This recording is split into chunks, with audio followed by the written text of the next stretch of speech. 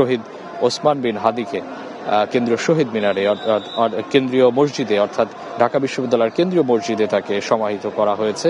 এই মসজিদের পাশেই কিন্তু বীর বিদ্রোহী কবি কাজী নজরুল ইসলামের পাশে তাকে সমাহিত করা হয়েছে। নিশ্চয় আপনি জানেন, জাতীয় নির্বাচনের তফসিল ঘোষণার পরদিন অর্থাৎ 12 নভেম্বর দুপুরে রাজধানীর বিজয়নগর এলাকায় মাথায় গুলিবিদ্ধ হয়েছিলেন শহীদ ওসমান বিন হাদি।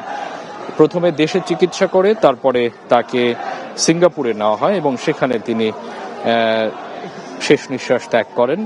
এবং জুলাই গণঅভ্যুত্থানের লড়াকু যোদ্ধার মৃত্যুতে রাষ্ট্রীয় একদিনের শোক পালন করা হয়েছিল এবং হাদির মৃত্যুর খবরে সারা দেশে যে নীরবতা এবং শোক নেমে এসেছিল সেটি নিশ্চয় আপনার জানা।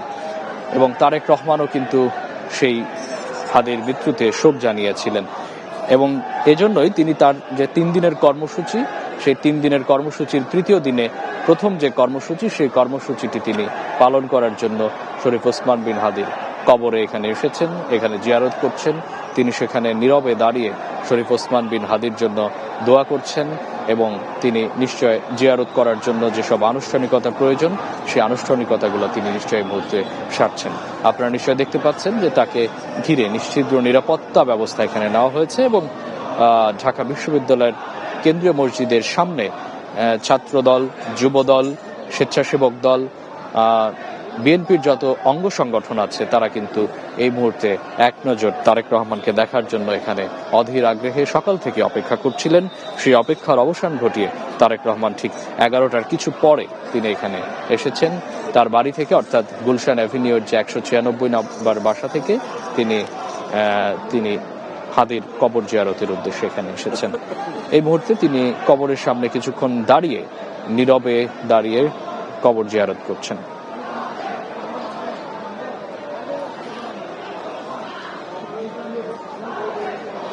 শরীফ ওসমান বিন হাদি তিনি ইনসাফের কথা বলতেন, ইনসাফের হাসি দিয়ে তিনি তার রবের কাছে চলে যেতে চেয়েছিলেন, তিনি শহীদ হতে চেয়েছিলেন। তার যে শহীদি তামান্না, সেই তামান্না কিন্তু মহান রব কবুল করেছেন এবং তিনি মাথায় গুলিবিদ্ধ হয়ে শাহাদাত বরণ করেছেন এবং তাকে বিদ্রোহী কবি কাজী নজরুল ইসলামের পাশে ঢাকা বিশ্ববিদ্যালয়ের কেন্দ্রীয় মসজিদের পাশে তাকে সমাহিত করা হয়েছে।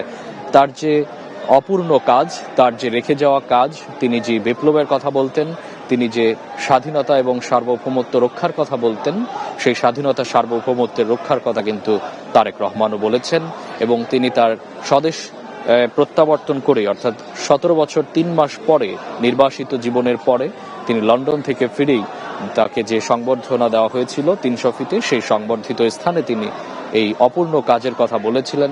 হাদির যে রেখে যাওয়া যে কাজ, সেই কাজগুলো তিনি যেভাবে করবেন সেই রোডম্যাপ দিয়েছেন, সেই পরিকল্পনা তিনি সাজাবেন বলে আমাদেরকে জানিয়েছিলেন। ওসমান বিন হাদি জুলাই অভ্যুত্থানের এক অকুতভয় যোদ্ধা, নির্ভীক কণ্ঠস্বর এবং সাহসী সংগঠক।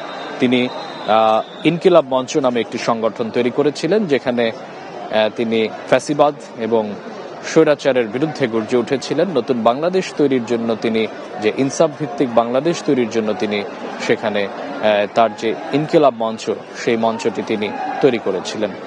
নিশ্চয়ই আপনারা দেখতে পাচ্ছেন এই মুহূর্তে আসলে তারেক রহমানের যে নীরবতা ভেঙে তিনি এই মুহূর্তে ওসমান বিন হাদির কবর জিয়ারত শেষ করে তিনি পায়ে হেঁটে আবারও তিনি ফিরছেন